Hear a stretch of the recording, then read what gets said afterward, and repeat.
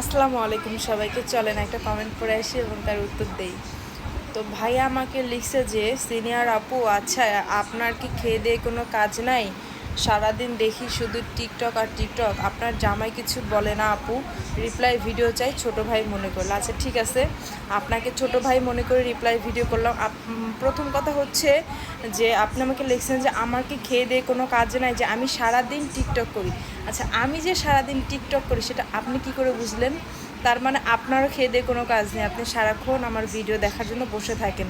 এই জন্যে আপনি বুঝতে পারলেন যে আমি সারাদিন আমার আর কোনো কাজ নেই, আমি টিকটক করি। ঠিক আছে। আর আরেকটা কথা, যে আমার হাজব্যান্ড কিছু বলে কি না বলে, আমার হাজব্যান্ড আমাকে কি বলে সেটা শুনে আপনি কি করবেন ভাইয়া?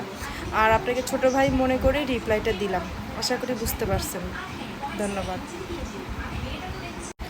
আচ্ছা আরেকটা কথা বলতে ভুলে গেছিলাম, যেটা অ্যাড করে দিলাম। কথা হচ্ছে যে আমার এই ছোট্ট সংসারে আমার হাজব্যান্ডের, আমার বাচ্চার, আমার ঘরের সকল কাজ আমার দুই হাতে করতে হয়।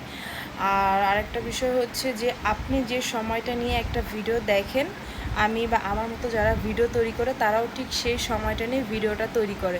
তফাৎ শুধু এতটুকুই যে আমরা ভিডিওটা করে আপলোড দেই আর আপনারা সেটা বসে দেখেন। ঠিক আছে ভাইয়া।